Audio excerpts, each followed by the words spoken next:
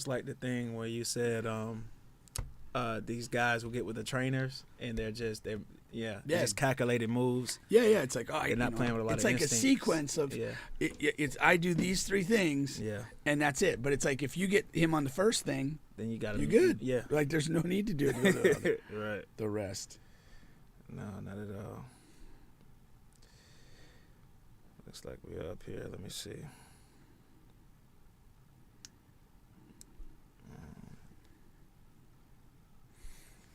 I had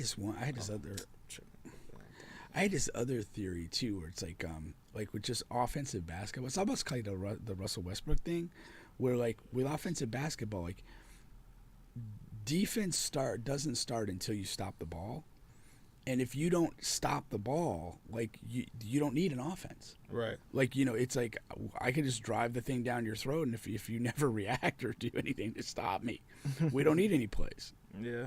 Like I remember one time we played, I was coaching at Oviedo at the time, and we played that Lake Cal team with like Calathis and Chandler and Joey. Yeah. They put up 50 first half points, and they ran one play.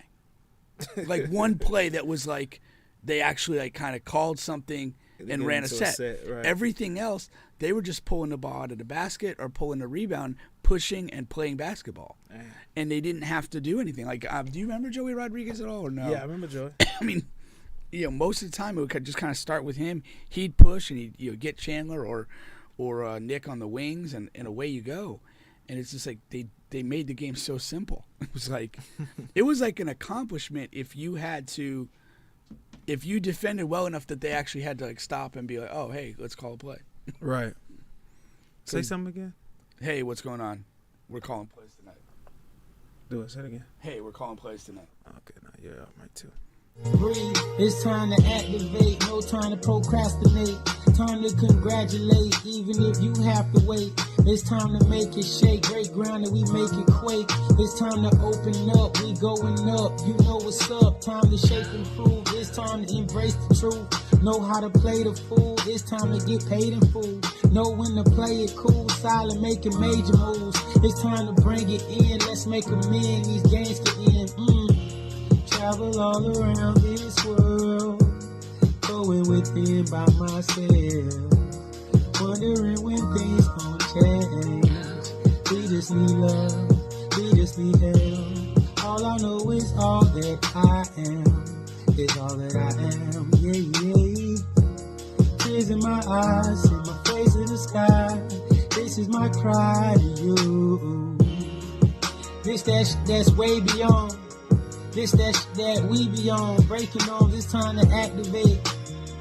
It's time to activate. Breathe, breathe, breathe. This that's way beyond. This that we be on, breaking on. It's time to activate. It's time to activate. Breathe, breathe, breathe. Okay, I switched up and changed lanes, tweak my mind frame, maintain became strange, made my brain flame, take pain and make rain, macro, micro, fruit grow through loopholes, break the cycle, tick-tock, that wristwatch talks of nothing, everything, one thing, moonlight and sunbeam, hold up, we go nuts at the function, under construction, so much consumption, corruption, seduction, confusion, delusion of grandeur. We just want more. Is that what we're here for? Corruption, seduction, confusions, delusions of grandeur. We just want more. This that's way beyond. This that we be on, breaking on. It's time to activate. It's time to activate. Breathe, breathe, breathe. This that's way beyond. This that we be on, breaking on. It's time to activate. It's time to activate. Breathe, breathe, just breathe. Ooh, ooh.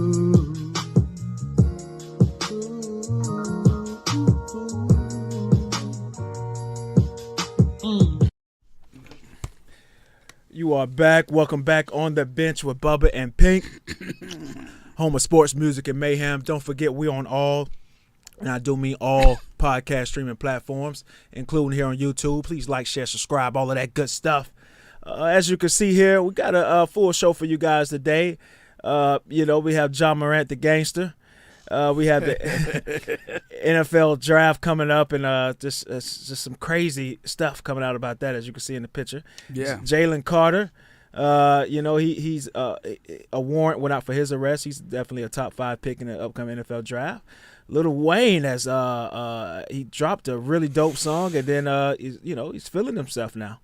And we have a lot more for you guys as well, along with a tough dating story that we'll get to. Pink hasn't even heard it yet. No, I'm excited. So that'll be the first time he's going to hear that video. Then we'll unpack that. Have a live reaction. Yeah, exactly. So once again, you guys are on the bench. I wanted to give a quick shout out to David Jolly. So Jolly headlined a comedy show at the Orlando Improv.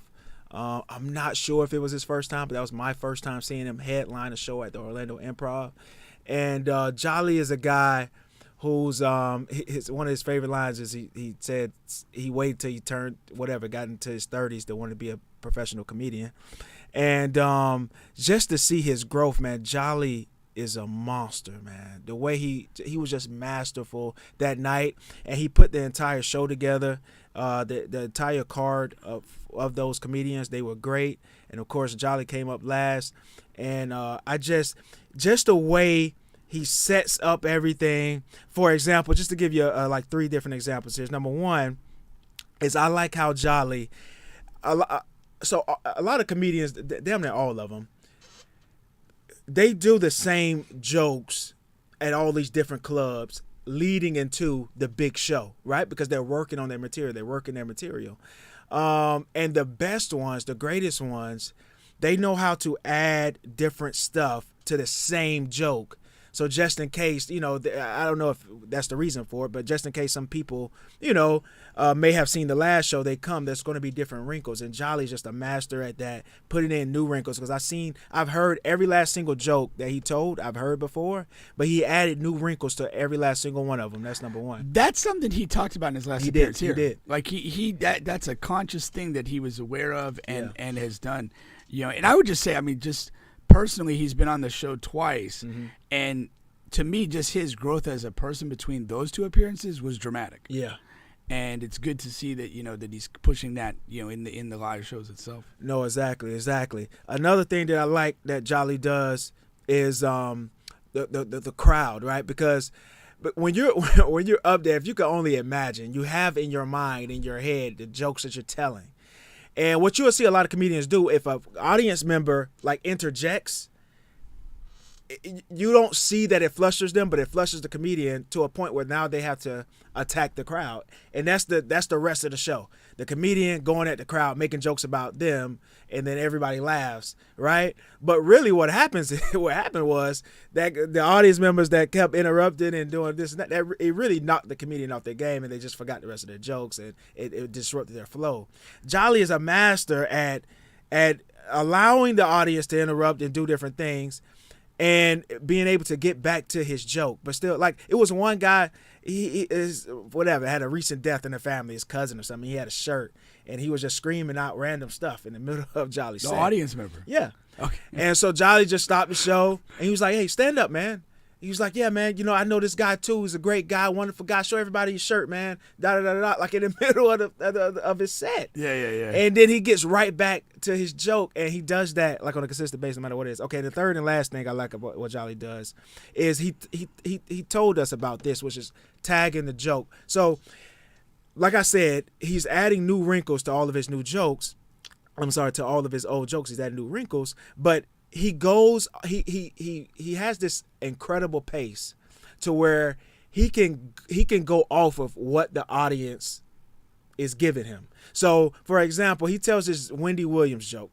Now, sometimes in some crowds, and I've heard him tell this joke 20 times, some crowds, they don't give him any energy off the Wendy Williams joke. So he just quickly moves on to the next joke. Yeah. But if the crowd is like laughing and having a great time, whatever, he continuously goes on about the Wendy Williams thing, and it's just I know it's just so impressive to me because I know if you're trying to memorize something, you're just trying to get. Well, from point A to point memorization Z. is the death of anything. Yeah. It really is. You know, I haven't done stand-up comedy, but like I've tried cases, and I tried a case with a coworker, and their idea was like, okay, I'm gonna write down word for word every question I'm gonna ask a witness, and I'm gonna write down word for word what I want them to say.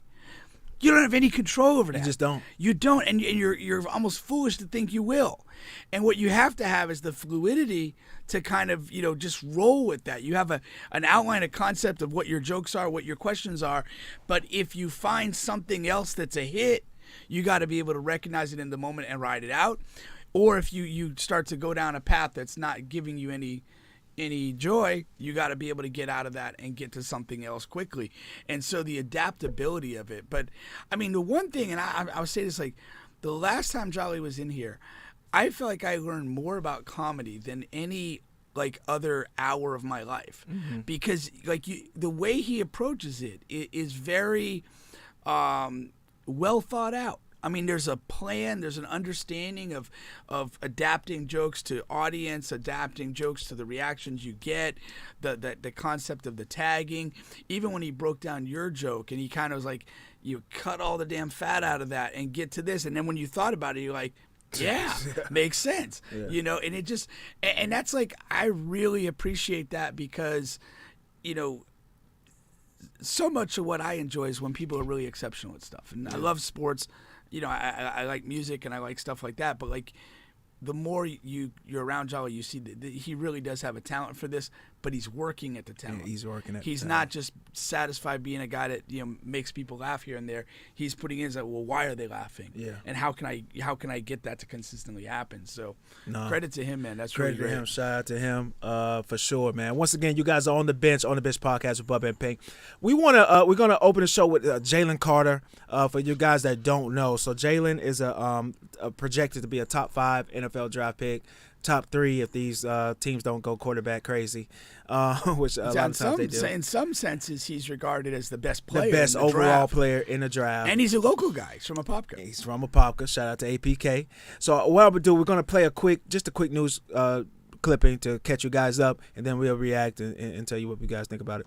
And breaking news out of Georgia now, one of the top prospects in next month's NFL draft is making plans to turn himself in on an arrest warrant linked to a teammate's death.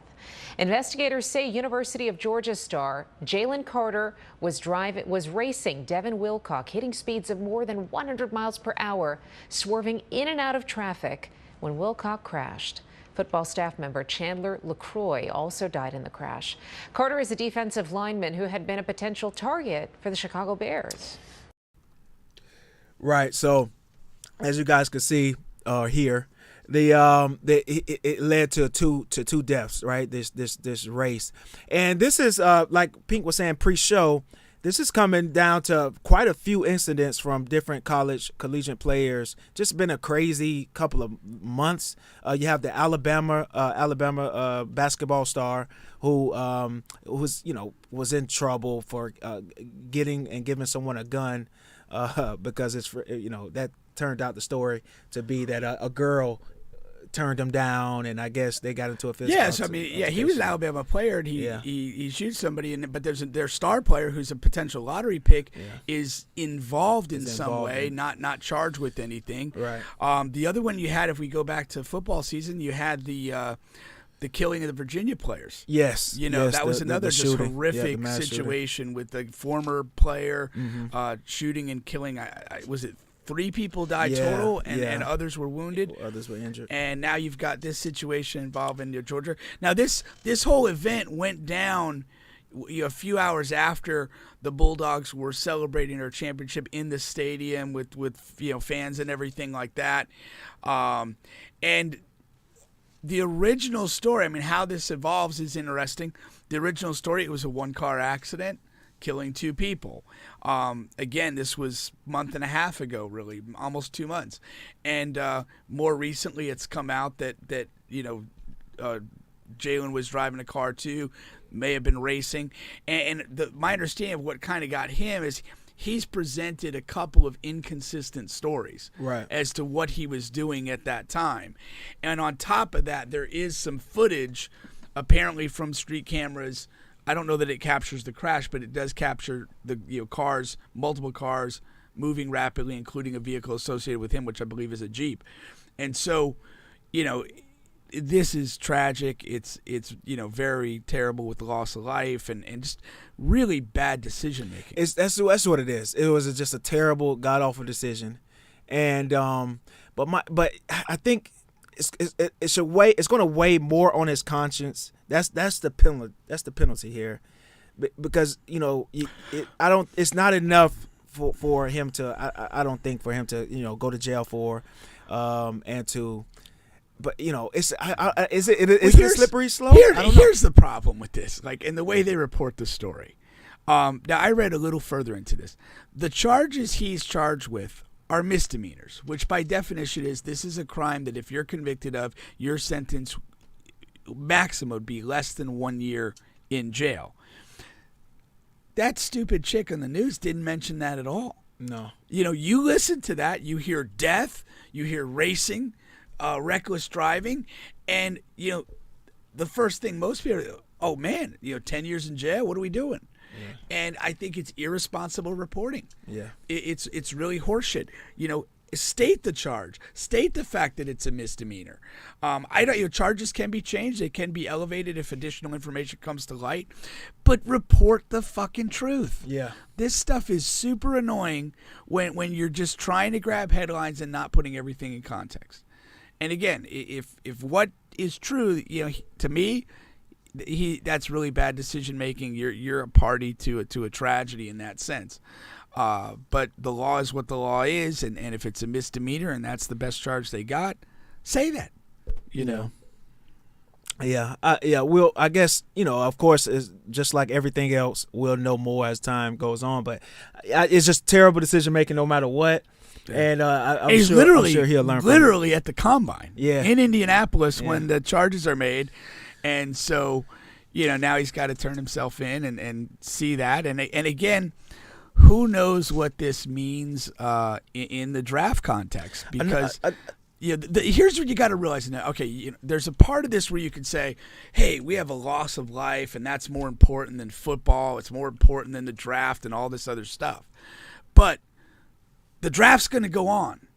And if Jalen, his status changes and he slips from a top 3 or top 5 pick to something further down, even if it's 10 or maybe it's the 3rd round, there's a reality in football that's dominoes, that other guys are going to move up and go places they weren't anticipated to go.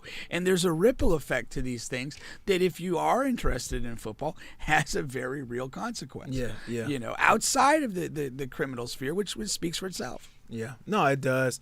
And another interesting thing is a lot of this is being done by the top guys in these sports. Yeah. College basketball, college football. These are top guys. These are top 5 guys. Yeah, this is a top 5 pick. The Alabama player is a guy that is a lottery pick. Yeah. He hasn't been charged with anything, but he's catching a lot of heat on road games. Yeah. And there's sort of this growing, kind of grassroots thing that why is this guy getting a free pass through all this?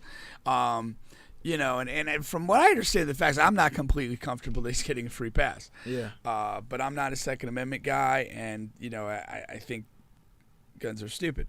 But that influences that. And then the other guy we got is John Morant, aspiring gangster. Yeah, we'll definitely get to him. Yeah. The title loop on college football, I wanted to get into this. So this is CBS mock draft. I also saw something. It was something on Bleacher Report today where a guy several months ago, quite a few months ago, he put in a bet for Anthony Richardson to be the number 1 overall pick, and it was crazy odds. Now his odds are like he has the second best odds to be drafted number 1. So you got like his bet is looking like really good. And it was like $1,000 to win like whatever. It was like 500,000 or something. It was something crazy. That is funny. And now you got CBS mock draft with Anthony Richardson going number 1. Here goes the thing. I'm a Florida Gator guy. But when I see stuff like this is what makes normal guys like me believe we can be general managers in NFL and NBA. This is why. And this is why people get fired. This is why I look at Elton Brand and I want to fight him. I want to just literally have a fist fight with Elton a Brand. 6'8" human being, and I'm dead ass serious. And these are the reasons why. It's like I know he has the tools. There's no reason why the Colts should want to draft Anthony Richardson number 1 overall. Because they cannot get they've gotten so many quarterbacks wrong these last few years. Well, they've kind of gone on a veteran treadmill. Yeah, they have. I mean, they've kind of recycled all these veteran guys. They have. They tried with Matt Ryan, Wentz, Phillip Rivers, Wentz. I mean, they've in a way, drafting a QB number 1. Yes, drafting a QB gets away from the nonsense they've been doing. But where not a project. You're hiring these. But I'm saying, if you're the Colts, you've basically gone downhill with these broken veterans. So it's almost refreshing to say, well, let's get a new guy and see what we can do with him. No, that's fine. That's refreshing. Yeah. But it's just not the right thing. I do not like this quarterback class. Yeah. I don't like. I mean, you go down the line. I think Bryce Young is too small, and too frail. Not height. I just think he's like a smallish guy, and I don't think he'll hold up well over time. I do not think Will Levis is the real deal. And I'm not a C.J. Stroud guy because a lot of these Ohio State quarterbacks have been straight ass in the league. And I'm just not sold that he's that guy. He's throwing to a bevy of NFL receivers in an offense that's been productive for over a decade. Like, I'm not wowed by his stats. I'm not wowed by his character or anything else. And then Richardson, he's an enigma. I mean, I honestly don't know what to think of him. He has amazing physical tools. Yeah. And in stretches, he looks the part of a great player. And then in other stretches, he just doesn't look like he understands how to play. The problem is he's 2 years away from being 2 years away. That's the thing about Anthony Richardson. Where's Bruno Caboclo when we need him? He's 2 years away from being 2 years away. I think he has all of the tools and the skills and things like that, but he needs more time. I think that our last coach kind of screwed him with that. One more year of college football would have really benefited him, and he could have technically had that. But they decided to play another guy who won't be an NFL player, and that's the thing, right? So, like for example, the only team I think really in the first 15, 20 picks they should even touch Anthony Richardson is actually Seattle. Seattle's in an interesting position because number one, they have 2 first-round picks. So they can come, get a player that's ready to play right away with the second first-round pick. But with the Geno situation, you can because Geno is up, his contract is up, right? So you can franchise Geno this year because you want to see, you want Geno to have another prove-it year. You don't want to extend him long term. Yeah, you don't want to pay him on a long-term deal based on 1 year of productivity. So now you can bring Anthony in for a year or two because you're able to franchise tag Geno twice. If you wanted to, right? So you can draft Anthony, let him sit for a year. You have Pete Carroll there. You have a good, a staff that has a track record with quarterbacks. Do they? I mean, yeah. I don't agree. Well, Russell hasn't been good anywhere else, but under Pete. Well, it's 1 year that he was there, but I mean, I think like what the narrative around them Geno is that they have. Basically Russell's a super talented guy, but they basically had to play with what he can do, and they kind of had some shackle. They didn't let him cook, so but he can't cook. But I'm saying it's like, I don't see that there was necessarily great development in him. No, I think they got the absolute most out of him that was there to get. They squeezed every last single juice. And I think but the same that's with different Geno. than development. There's two things, and I want to say this. Okay. And it kind of goes a little bit of what I think with coaching. There's a part of coaching where you maximize what you have. You figure out how to play with the team you have in the most effective way. You could argue Seattle probably did that. Then there's player development, which is a different category, and that's where you're engaged and involved in players actually getting better individually and like evolving over a career. And I don't know that we can necessarily say that with Seattle without question. We don't know, and it could be a mixture of both. But we do know that these two quarterbacks have been successful in that system, Geno and Russ. Yeah. That's what we know. But I don't know how much is that just development or versus them just doing what that quarterback can do and just centering the offense around that. Now, I mean, the more I think about this, if you're inclined to take a quarterback, I would take Richardson first, and I would do it without hesitation. Wow. And to me, the parallel, because the holes on the other guys are bigger. No. And yeah, for me, I don't like any of them. Yeah, but the only thing you can say about Bryce is his size. That's huge. It's huge, but when you're drafting a quarterback, you're drafting a guy for a decade. Yes, but you're not drafting a running back for 3 years. What small quarterbacks have been that unsuccessful? What are we looking at here? You know what I mean? How many of those guys have really been that unsuccessful? I think a bigger issue is in the past we just haven't given those guys enough chances and enough opportunities because of this 6'5" whatever, you know what I mean? Yeah. I'm not a big Cardinals. I'm not a big fan of his. What's his name? Kyler Murray. Kyler Murray. I'm not a big Kyler Murray guy, but I mean, he did just. They like him enough, you know, for him to get a huge contract. But when we're talking about Bryce Young, though, like he's frail compared to those guys. That's what scares me most. It scares you, but what about his skills and his production? I haven't been blown away. He's been very productive, but again, you're throwing high-level guys on an offense that generates numbers, and so I'm not blown away by the numbers. I'm not blown away by the mobility. I'm not blown away by the skill. I'm not blown away by him. I'm not saying he's going to be trash, no. But he's not a guy that I'm super comfortable taking. Now, when I look at Anthony Richardson, for better or worse, I'm looking at Josh Allen, and that. Again, you had that. He was in a quarterback class where there was a number of guys in the top several spots. And at the end of the day, the most physically gifted guy was the best pick. And that's what I think in this situation. That's what I'd go on. If I don't like any quarterbacks in the draft, I just don't take a quarterback. I agree with you, and I'd probably do that. But the premise I said is if I was drafting a quarterback, I would take Anthony Richardson first among the players that we're looking at. And I would take it almost on the notion of Josh Allen. This is the most physically gifted guy. It's not close, and I'm just going to roll with that.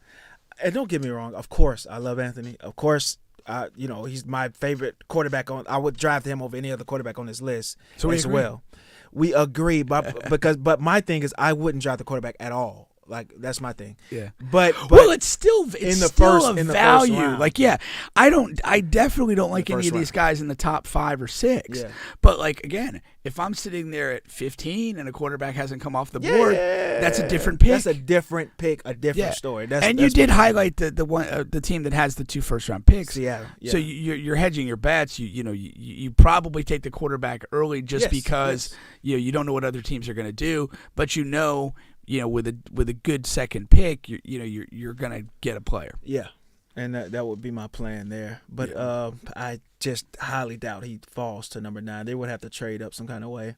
Yeah, and Well, and here's another thing where again, like if this plays out, where Jalen Carter's no longer regarded as a top 15 guy, top 10 guy, if he's regarded as a second-round guy. That could change things. That changes all this dynamic, and suddenly these quarterbacks might look even better than the fact that they got 4 of these guys in the first 8 picks. Yeah. That could change. That's where that ripple effect comes. No, it does. It does. If you're Chicago, are you holding on? And that's another thing too. I'm not a huge fan of his either. Why I can't think of any guy's name. Justin Fields. But like Anthony could do what Justin Fields did. I mean, they really just rolled them right, rolled them left, and let them run all over the place. That was the new offense there. And, we'll see if defensive coordinators can catch up to that. But if you're Chicago, did you see enough from Justin to keep him and not trade that pick? Oh, I mean, you know what I mean? And trade that pick or whatever?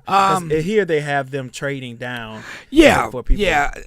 Trades are tough in this sense. It's like, if I know, that I'm going to trade out of number one because that team's taking a quarterback, which I don't have an interest in because I want to roll with Justin Fields, it's probably worth doing. Mm-hmm. I would do it if you can. But if you're trading out of one, hoping that you're going to get Willie Anderson or Jalen Carter or whatever, and then that guy goes, you've kind of screwed yourself. And then the other part of it is, what are they offering me to move? Yeah. What something else that really helps my team, or draft pick compensation? What is the deal? I mean, everybody has a price, and I think if you're the Bears, the feeling is you're probably not going to draft a quarterback. I think it would be a little bit of a disaster to do that without. I mean, this is different. If Trevor Lawrence is at the top of this, you're taking him. If the Peyton Manning's at the top of it, you're taking him. Yeah. But none of these guys resonate that strongly with me, so I wouldn't necessarily take one and then keep Fields. I would look and see. It would be foolish not to listen to offers and see what's going on.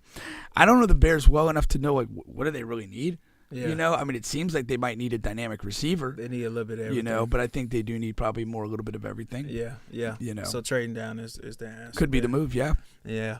Once again, you guys are on the bench podcast with Bubba and Pink. We have a couple of different ways we can go here. We can go basketball, or we can go the crazy dating, the guy who's having issues here with his problem, or we can go to Coach Pink. Let's go to Coach Pink and then come back to the dating. Okay. All righty. Let's do that then.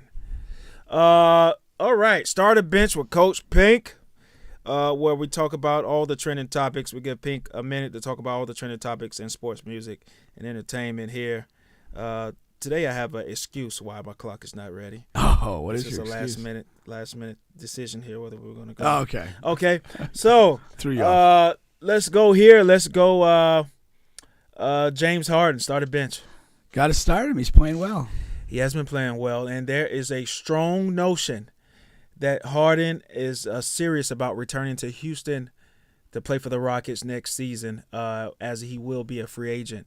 What does that say about Harden? Does that say anything? What knowing that Houston, they're not going to be good for the next maybe the next decade or so. Yeah, I'm baffled by this. Mm-hmm. I don't understand it. Like, there's literally nothing good coming out of Houston. They have a couple younger guys that have some physical talent, but they're going absolutely nowhere. Several people have gone on record talking about how crappy the culture is, and the culture is going to impair the development of the talented younger people that they have. So why would James Harden want to go back to that? Like, we looked at him in this offseason and said, he rearranged his deal, and then he even had the shade remarks about the Brooklyn situation a few weeks ago, and that unraveled that, like, hey, maybe it's not me. He's conducted himself this season as a guy that genuinely wants to win and get back to playing basketball at a high level, and for the most part, he has in a slightly different way than he did in Houston. So for him to just go back to Houston just literally seems absurd to me. It does. I can't fathom that. All right, I'll come back to that at the end. Let's go Paul George, start a bench. Oh, I hate him, man. You want to bench it? Yeah, let's bench him. All right. If you want to address him on the rebound, you can. All right. Aaron Rodgers, start a bench. He's weird. I guess we'll start him. And he's continuing to be weird, so Aaron Rodgers is out of his darkness retreat, as he named it. That's another weird thing. But he says that his decision on is very serious and very real to him. So that's why he's taking his time. If you don't like it, you don't like it. But it's his life, and it's important to him. And where he plans to go next is pretty much where he's planning on ending his career. That sounds like he wants to play again, that last little blurb. Mm-hmm. But he's been, I think, for the last 3 to 4 seasons, I think actually corresponds with the drafting of Jordan Love. I literally think when that happened, he reached zero fucks given. And he just hasn't cared one bit. Like the way he handled like the COVID restrictions and how you got caught up in some lies about that. He's just like literally indifferent to it. The way he's handled criticism of the receiving corps and front office and everything. He literally just does not give a fuck. And he's gonna go out and do what he wants to do. He's I guess he's kind of earned that with the career he's had. But he's not a guy that I put him in a classification with like Kyrie. I don't think he goes to any team in the league and you feel like they're going to win. Right. I think, he's had some poor playoff performances of late. He's an odd guy. I think he's also a guy that's time. Yeah. Oh, he is. All right. Let's go COVID-19. Start a bench. Oh, God, bench it. All right. Ja Morant, start a bench. Got to start him. So Ja is he's been under fire this season and not all on the court. Of course, a couple of months ago he had the situation where after the game there was said to be a laser beam like coming off of a gun pointed at the direction of the other team's bus in the car that he was in or the friends of his. And then now he's been accused of punching a teenager after a basketball game and threatening that teenager with a gun, saying that he'll shoot him. Yeah, I feel that this is like of all the instances involving people like athletes here, in a lot of ways this is the worst because he's a tremendous talent. He's an extremely likable player, and there's just no reason for this. Like, why is he putting himself in these positions at all? And like literally, we've said recently, it's like this generation of stars, even like across the sports, have done an incredible job of not screwing themselves. Whether it's, you go back to like the 80s and 90s, how many careers were damaged with like cocaine? Just that's it. And like this group, like for the most part across the board, top level guys are serious about their bodies. They're serious about their habits. They're serious about who's around them. And they've done a great job. And you have this, bright rising star now caught up in just a couple stupid instances. What is this all about? There's a point to be bigger than this. And we talked about this a couple weeks ago. Like, this is not like an isolated dude. Like, his dad is like omnipresent. He's there. Like the dad has like a house like across the street. Is the mom? I don't know. I haven't heard or seen him. Yeah, I don't know if the dad's divorced from the mom or whatever, but like, it just seems like just ridiculous. Like, honestly, get yourself together. Don't put yourself in these positions. Gave you 30 extra seconds there. I appreciate it. Thought it was interesting. Yeah. All right. Charlamagne the God, start a bench. This is what I think it is. We got to start it. All right. Well, hold on. Let's play a quick video clip first. What's your bet on Kanye getting back with Adidas? You think that sucks him? Again, son. Again. If Kanye gets back with Adidas, you suck some. Not happening, yo. Neither one of those things are happening. I'm confident with that bet. Really? You know what your problem is? You believe in Kanye West too. Yeah, that's your problem. I'm telling you, I can't wait when he's back and you're going to be wrong and you're going to have to suck some. Why would a company that's making $20 billion in revenue risk bringing in one guy that's going to ostracize so many people away from your brand? Why would you do that? What if football, soccer, fight for them say, you know what, y'all in business don't want nothing to do with y'all. Whatever the fuck. So, of course, it has been reported that Kanye and Adidas are joining a deal to come back. And basically what happened was Charlamagne asked why does a company that's worth $20 billion is going to come back to a guy, blah, blah, blah. But basically what happens is Adidas had $1 billion worth of Kanye West's, whatever, shoes and other things. And they could not find a way to sell it, and they need Kanye, or they're just pretty much going to lose out on $1 billion. And billionaires, whether they're worth 20 or 30 billion or 50, they're not into losing money. at all. So go ahead. My biggest takeaway is I think Charlemagne low-key wants to suck some dick. I said this in response to the post. Like, you don't put that out there. There's a million things you could have said. Whatever. But you went right there. Like, that's what you want to do. I think it's very revealing on a psychological level. So that's my primary take on it. But I also said, like, the lesson of the Kanye thing is like, some things are like too big to fail, and I think we see that in some brand relationships. And like, if you look at it, okay, there was a flashback of what he was saying and what he was doing, but you are literally stuck with an investment in this guy, and you have $1 billion of now dead inventory, and a lot of the cachet of Adidas as a brand was driven by Kanye. I mean, much like the Jordan brand pulls Nike in a lot of ways. And like, you to just on a drop of a hat say, we're severing the relationship. Like, dude, there's probably hundreds of people, if not 1,000 people, like directly employed in the Yeezy brand of Adidas. Like, you're gonna, not only do you have dead inventory, now you possibly have a couple hundred to 1,000 employees that now have to be like repurposed to other positions or let go. It's just, when you look at it, it's like nature. There's not wins or losses in nature. There's consequences. And I think when you're talking about like upper tier global business, it's the same way. Yeah. There's just consequences to this. You're gonna take hits. You're gonna do things. And survive. But the other thing I just want to add to this thing. Go ahead. When you have the Kanye thing, and you actually jumped in and had an impassioned speech for it when it was happening, you have to realize we are in a divided society. Mm-hmm. And whenever there's somebody who offends, there is going to be people that gravitate toward the defense of the offender. Right. It's just the way that was. I mean, like we saw it with Colin Kaepernick. We see it with so many other people that you get out there, you make some statement that people reject, but it's never that simple, because your attacking of that person emboldens a counter movement to support that person. No, and there's money to be found there. Yeah, exactly. All right. Well, that was good. That was fun. What I would say is, back to the James Harden thing. There's a couple ways, different ways I look at it, but I think ultimately the main thing I look at it is, if it fails in Philly, which of course has an opportunity, a chance of that happening, I think he will look at it as, okay, I gave it a shot.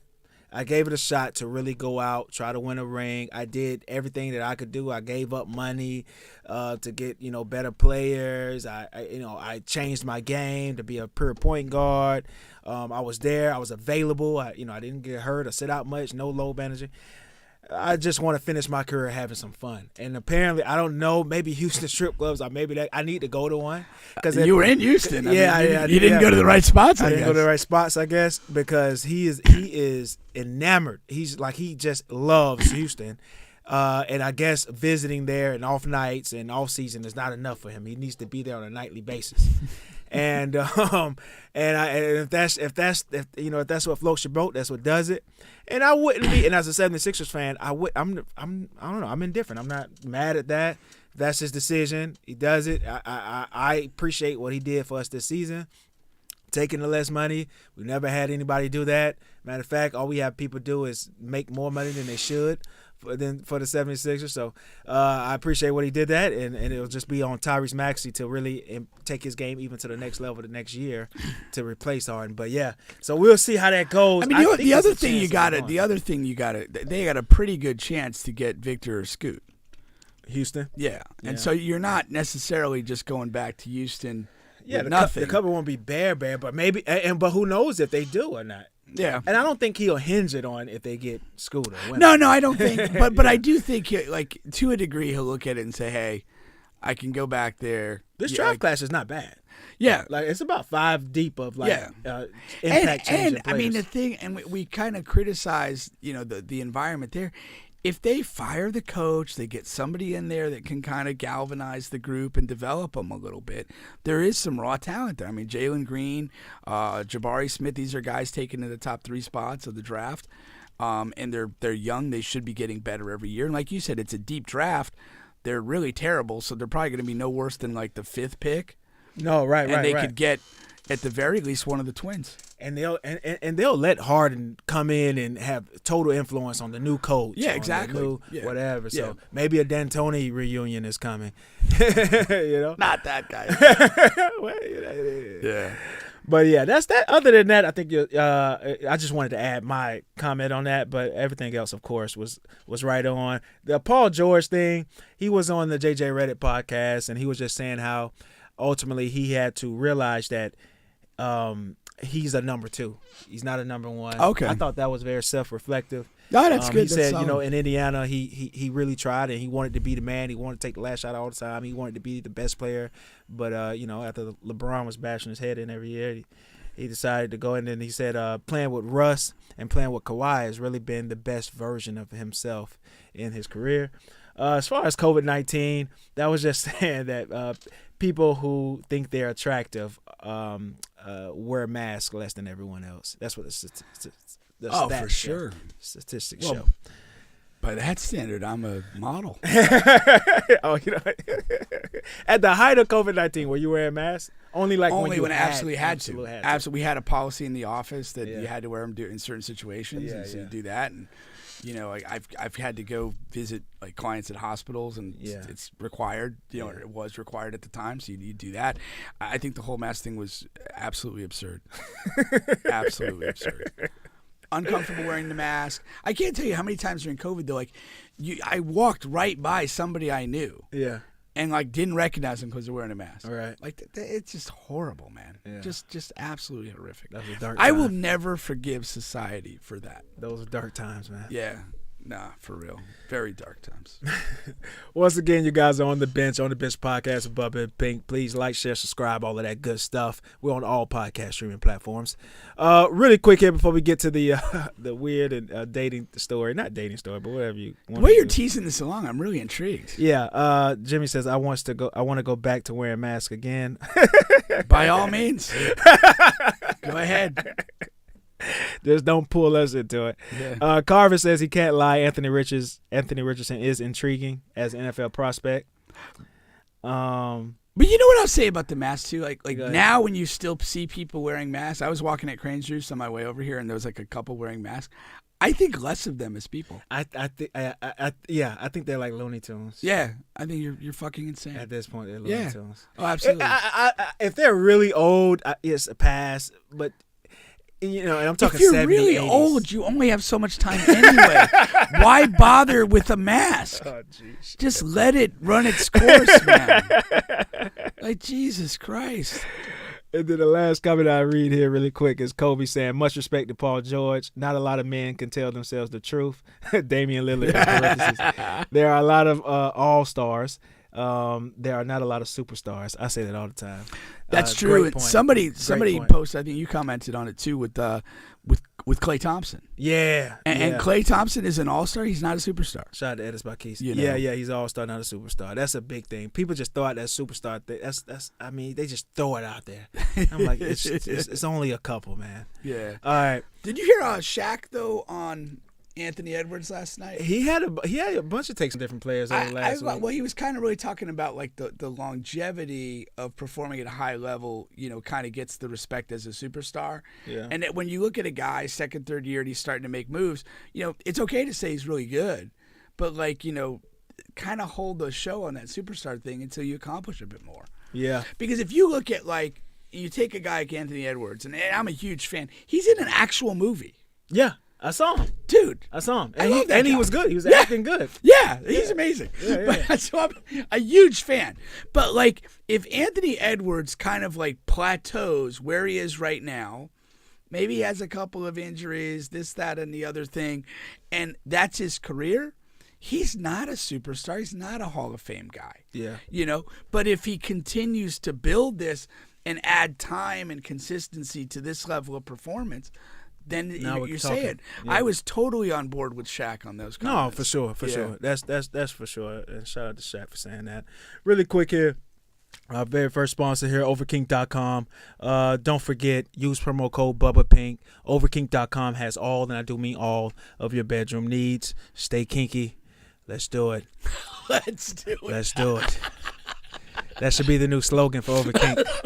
Let's do it. Can't go wrong with let's do it. All right. Yeah. Let's get to the story.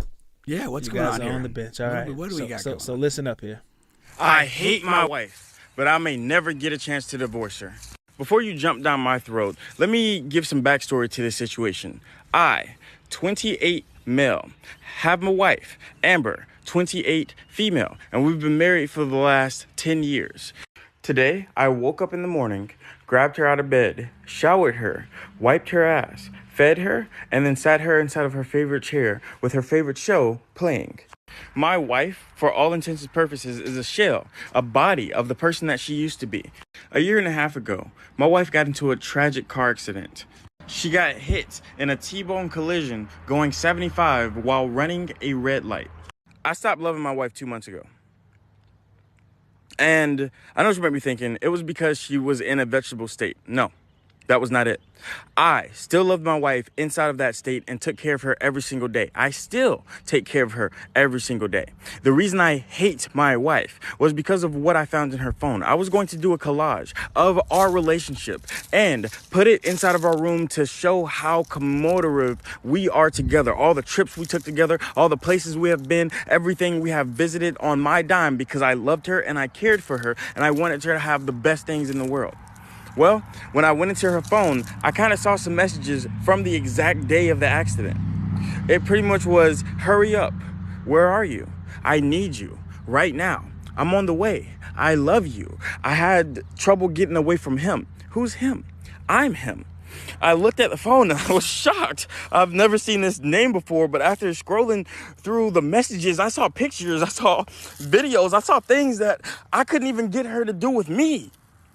In Barbados, I couldn't even get her to do with me. In Japan, I'm sitting there like, wait, we went all over the world, and you did this next door? You did this down the street? You did this a block away? Okay, this is ridiculous. So I had to see who the man was. I had to find him. I had to know who was this great man. And I went to his page, and I saw he was inside of a relationship. He got into a relationship 2 days. That's a crazy story. He got into a relationship 2 days after his wife's accident. That's a crazy, interesting story, man. There's a lot there, man. There's a lot there. There was a show called Deadwood, and the saloon owner was kind of ran the town, and I think it was the pastor of the town had fallen gravely ill and was going to die, and so for some reason or not they put him in the saloon, and the saloon owner's comment was, "So I get stuck with the bag of shit," and I really feel that that's what happened to this guy. He got stuck. He got stuck with the bag of shit. What are the He odds, should be man? able to quietly off her. He should. 100%. You want to be so mad. I have no idea what I would do in that situation. Like that's a tough ass situation, man, because you have been taking care of her for months. I think you just put her out in the street. Whatever happens. Whatever happens. Think about. Okay, so this is complicated, because I think like in a weird reality like this, not the accident and the take care, but this whole like you really don't know what your other person is doing. Yeah, you really don't. That like you have no fucking clue. Yeah. And you kind of have to like accept that as a reality, or it'll drive you crazy. Yeah. And so like that's a big thing about where we are. The accessibility of options is never higher at any point in history than it is now to engage with other people and so forth. So you really don't have a clue what your other person's doing. And if you take it there and you're like, well, then why do I even want to be around this other person? Why do I want to be in a position where, like musical chairs, I end up with a bag of shit? Yeah. You know? And it kind of goes to that whole, the theme we've got. Like, what is the value of these relationships that people get into? You know, if you're in a relationship, my thing is a lot of times people get into relationships, they almost inevitably reach a point of being unhappy in them. And then that opens the door to this. Yeah. You know, and then you're sitting there, it's like, well, okay, I've lived my life for 10 years thinking that I was in this nurturing, loving relationship, and I was just blowing a bunch of money on a whore. Yeah. Like, that's just horrific realization. It's one of the worst realizations you can come to. You know, and I guess that, you know, in some ways that this is lucky that this guy goes to TikTok and tells the story. Like, another person would just kill her. Yeah. Like, and again, you double down on the whole, like, not only were you doing all this, but now for the last 2 years of my life has revolved around taking care of your miserable ass. Like, that's absurd. It's really absurd. If I'm ever in that sort of state, I've told my kid, just kill me. I don't want to live in that state. And one of the biggest reasons is my quality of life would be garbage, but I don't want to burden you at all. And I'm serious about that. There's no way I would want to burden other people by me being in some miserable, you know, semi-vegetative state. That's absurd. Again, maybe you can't make the decision unless you make it on the front end, but it's selfish, you know. So that whole thing is crazy. And then, you know, to come to this realization that whatever you thought you had with that person was a sham. How is she still breathing right now? Like, that's crazy. Maybe just because this guy's amusing himself on TikTok. I guess so, man. I mean, but why? I have no idea. Think about like that. The guy at Virginia Tech who found out that he got a blowjob from a dude, like, murdered him. Yeah. Like, cold blood, mutilated him. Picture him in this situation. Yeah, we know. He's probably chopping up body parts. Oh, yeah, yeah. Like, this is totally different. He's probably chopping up body parts, like putting like blood on his face and going to practice. Coach, I'm ready. Kickoff coverage, I'm there. I'm there, man. Yeah, this was crazy and interesting, man. Yeah. I have no idea what I would do. Yeah, that's crazy, man. Jimmy says she would send her to the home. You gotta pay for that. Now I gotta pay money out of my pocket. Yeah. No, that's crazy, man. If anything, I'm down with the, you know, putting her in the middle of the street and just whatever happens. Yeah, and moving on with my life. That's crazy. That's more than likely my move. Yeah. And then, like, you also, like, when you look at, like, when you're in these, like, I mean, again, it's almost the benefit of it. When you're in these, like, temporal, like, passion, sex-based relationships, you can just walk from them. Yeah. Like, homeboy's got a new one lined up 2 days later.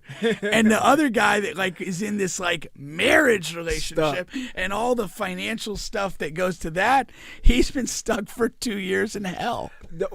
And he said they were married for 10 years, right? Yeah, 10 years. So the accident was 2 years ago. So he's 30 now because he was saying they were both 28 at the time of the accident.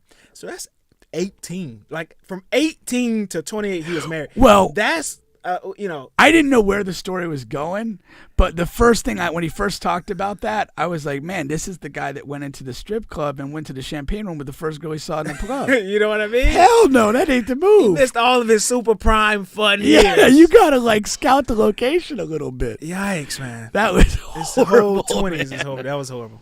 His whole life. I mean, like, how much did that guy do before 18? Yeah. I mean, that's just insane, man. Oh, man. Oh, God, that's just brutal. I don't know. Shout out to a quick here is. I hope he was cheating too. No, he wasn't. He said he didn't address it. Yeah, he didn't mention. Kept it quiet. He didn't mention. KD and the Suns won their first game.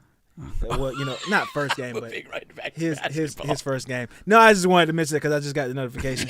Durant scored 23. Scored 23 in his first game back. Just wanted to say that. That's okay, so funny, once again, you guys are on the bench podcast with Bubba and Pink, home of sports, music, and mayhem. That was definitely a little mayhem there. That's brutal. All right. Next, what I want to get into is it's a little music here. So Lil Wayne went on I don't know if it was a podcast, but it was a guy interviewing him, asking him some questions there, and of course, I don't know if you guys saw the top, like, whatever. I think it was a top 50 list, or top 100 of rappers. And Lil Wayne came in 7 on that list. And the guy was like, "What do you think about that, or whatever?"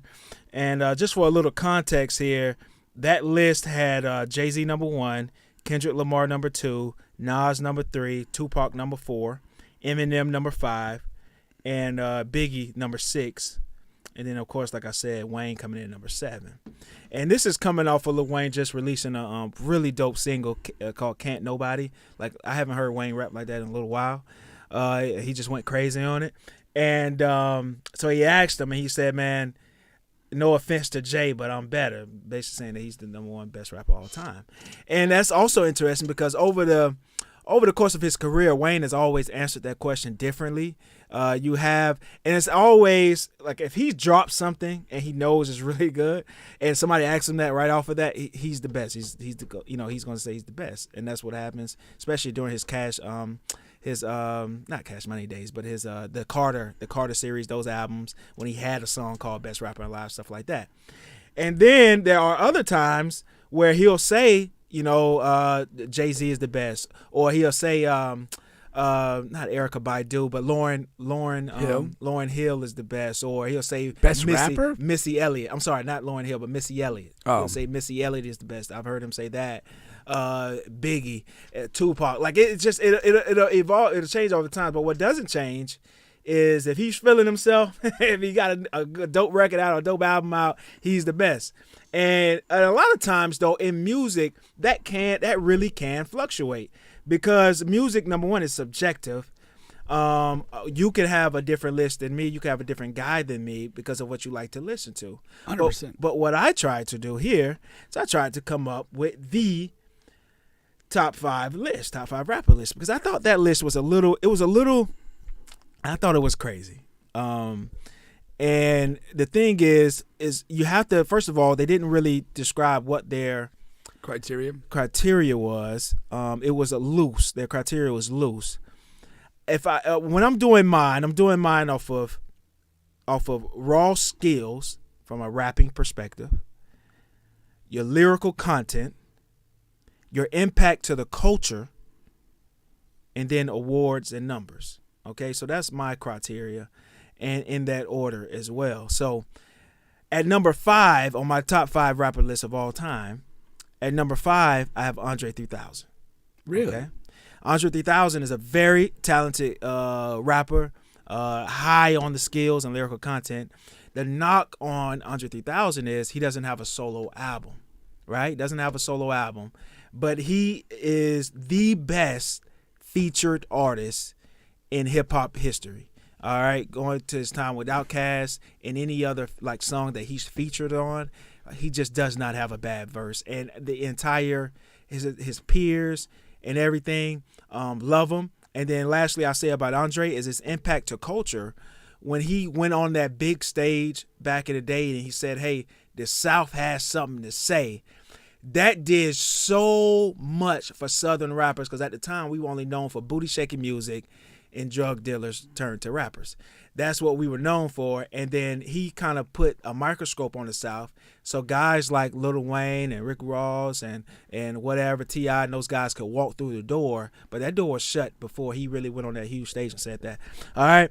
At number 4, I had Kendrick Lamar. And this is something I had to go back and I had to put him in. At first, I just took him out because they had him at number 2. And I'm like, that's crazy. How could Kendrick Lamar is young?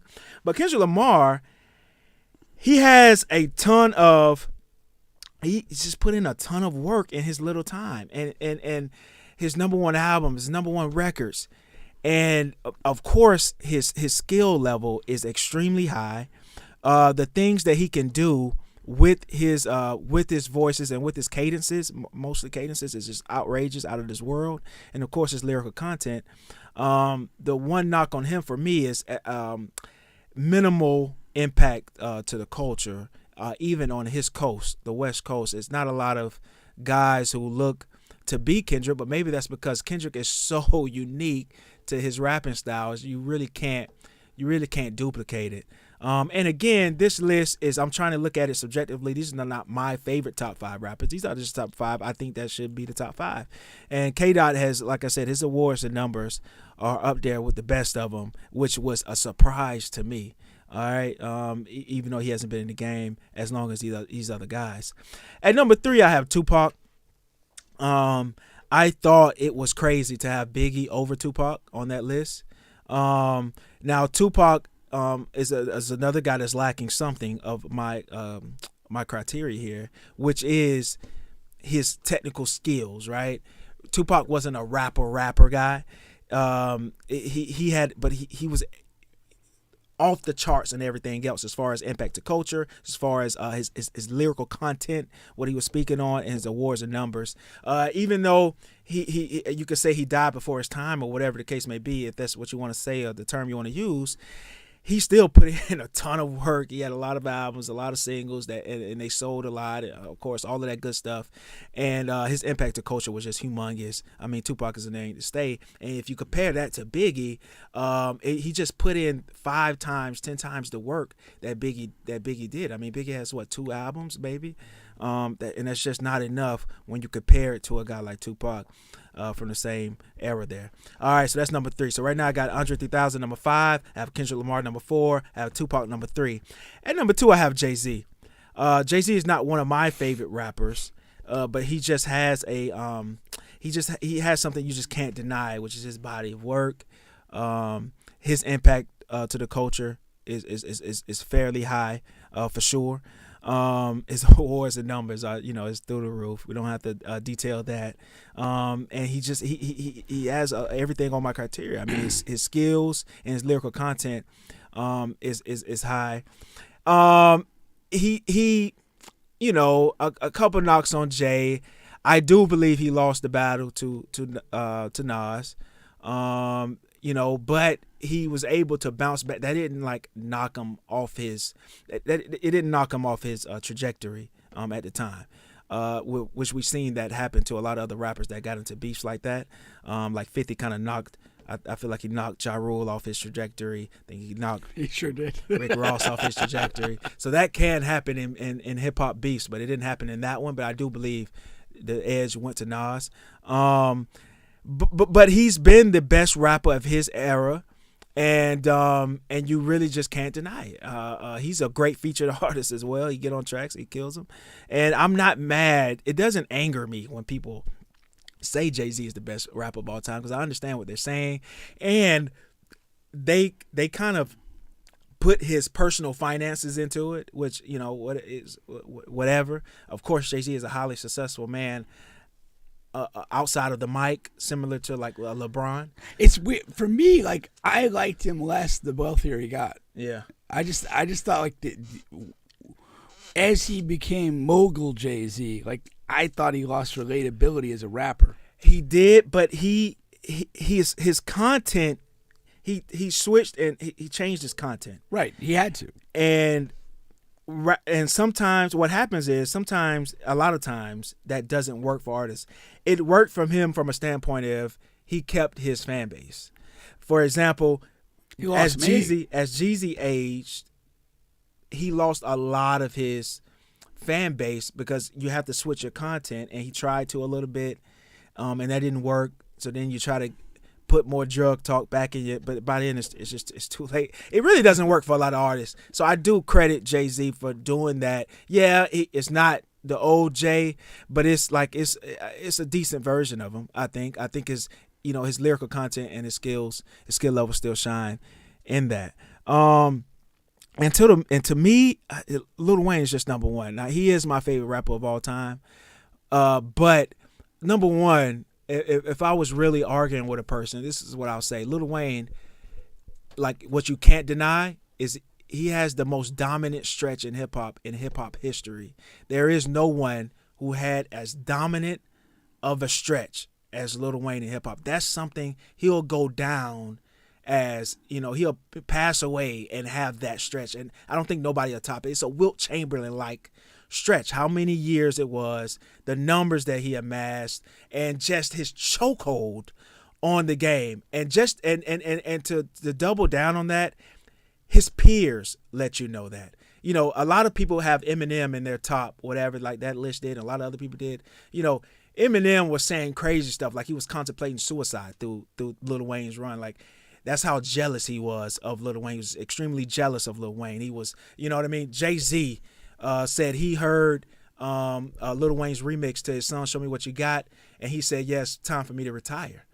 These are literal quotes you can go and Google from these guys, and that's during his stretch. That's how dominant his stretch was. Number two, it's just his skills. T.I. said in a recent podcast, he says, the reason why you guys shouldn't have me over Lil Wayne and any other thing is because any of the rap list is because rap is what Lil Wayne do. Like I do a little comedy, I do a little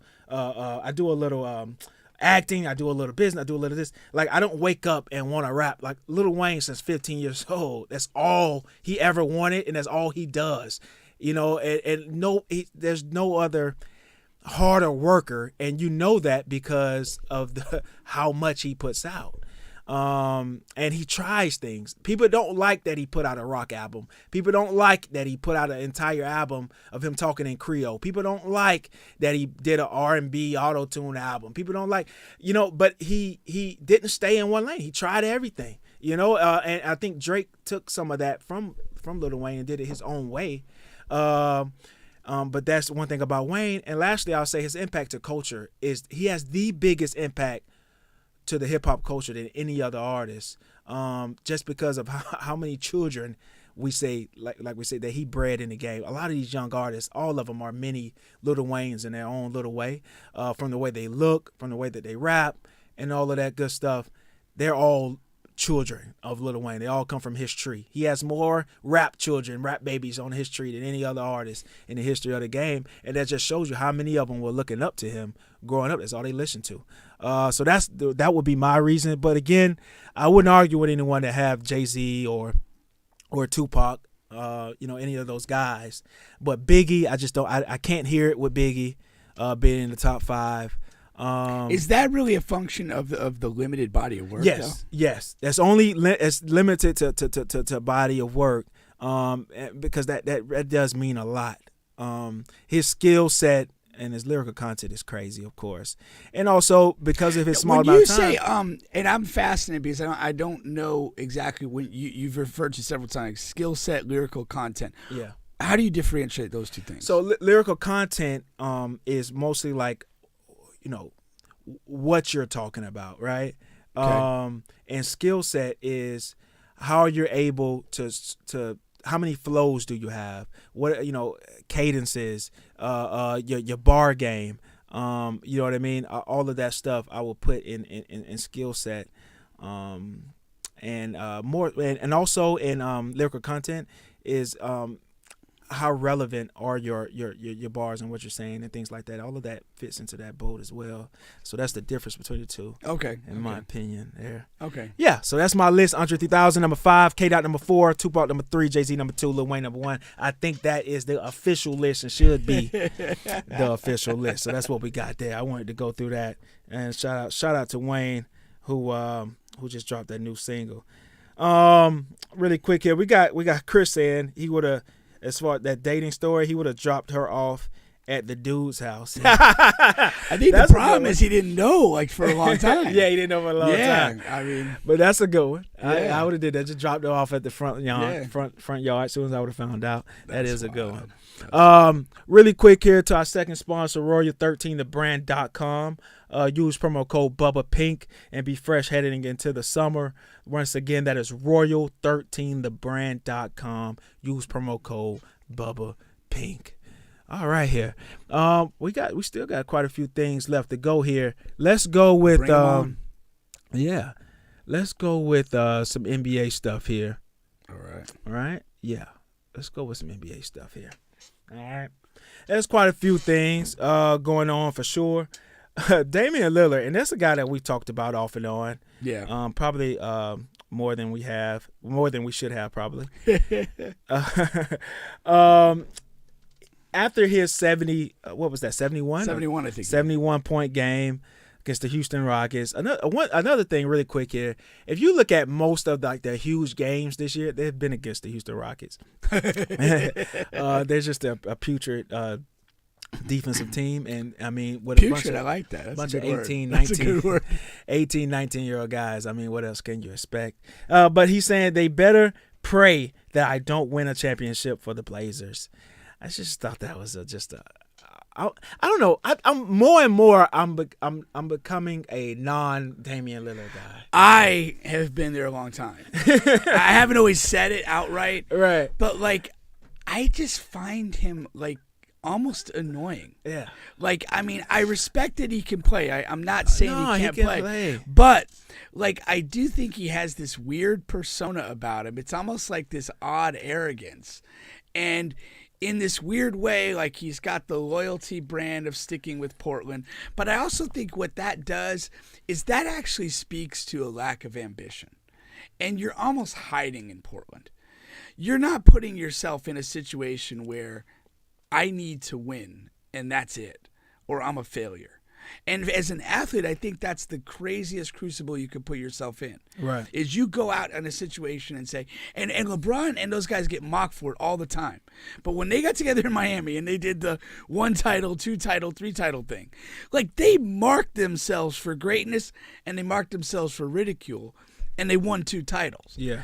I think Dame sits up there in Portland amongst the weird anarchists and just doesn't have to do anything.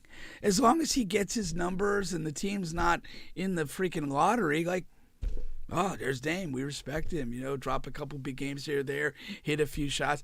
Even the weird smug look he had in that iconic picture after he hit the game-winning shot, it felt forced. Yeah. It felt like he did that on purpose knowing the camera was there. I just don't like the guy. Yeah, and again, we know he can ball. Here goes the thing, right? I don't think every player has to win a championship or they're trash. I don't like that culture that we're in. But I like what you said. I think he's hiding from having not the opportunity, but to be. I think he's hiding from being put in that situation. Yeah. I don't believe. I don't think he wants to be in that situation. I agree. You know, okay, even if I know he's not really from Portland, but even if that was his hometown, whatever, how much love you have for Portland, whatever, I understand. But at some point, you would think as a great player, you know, you would want to. How much of this you think is tied to he wants to be the man, similar to the Paul George? Well, I was going to say, like, the Paul George comment is honestly that's something that Dame should say himself. Yeah, because he's not a number 1. Right. He's not a championship caliber number 1. No, he could be a championship caliber number 2 in right situation. Potentially. It's not proven. But I think that's a reality to him. And I think maybe just psychologically, you might have nailed it. He's not okay with that. Right. Being number 1 is more important to him than winning. Yeah. And that's probably a character flaw for him in my book. I mean, he probably feels that that's an attribute to him. But I think you nailed that. I think, you know, he's kind of hiding. I think he maybe doesn't want to get out of his comfort zone and go after winning. I mean, like people say it all the time in any field, like as far as like growth, like you have to get uncomfortable to grow. Yeah. You have to break something down to grow.